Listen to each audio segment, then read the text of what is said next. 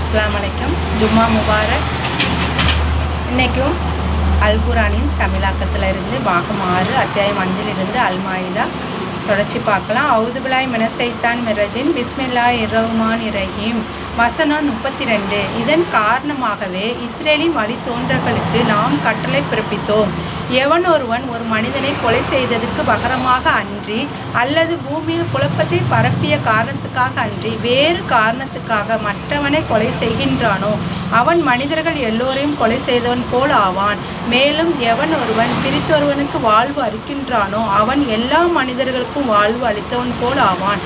ஆனால் அவர்கள் நிலை என்னவெனில், நம்முடைய தூதர்கள் தொடர்ச்சியாக அவர்களிடம் தெல்ல தெளிவான கட்டளை கொண்டு வந்த பின்னரும் அவர்கள் பெரும்பாலர் பூமியில் வரம்பு மீறிய செயல்கள் புரிந்தவர்களே இருக்கின்றனர்.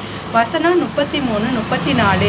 எவர்கள் அல்லாஹ்வுடனும் அவனுடைய தூதருடனும் போரிடுகின்றார்களோ மேலும் பூமியில் கலகம் விளைவிக்க தீவிரமாக முயற்சி செய்கின்றார்களோ அவர்களுக்குரிய தண்டனை இதுதான். அவர்கள் கொல்லப்பட வேண்டும் அல்லது தூக்கில் ஏற்றிப்பட வேண்டும் அல்லது அவர்களுடைய மறுகால்கள் வெட்டுப்பட வேண்டும் அல்லது அவர்கள் நாடு கடத்தப்பட வேண்டும். இது அவர்களுக்கு உலகில் கிடைக்கும் இழிவாகும்.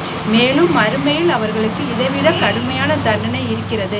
வசனம் 34. எனினும் உங்கள் பிடியில் நீங்கள் அவர்களை கொண்டு வருவதற்கு முன் எவர்கள் பாவ மன்னிப்பு கோருகிறார்களோ நீங்கள் தெரிந்து கொள்ளுங்கள், திண்ணமாக அல்லாஹ் மிக்க மன்னிப்பு வழங்குவனும் மிகுந்த கருணை உள்ளவனும் ஆவான். அஸ்ஸலாமு அலைக்கும்.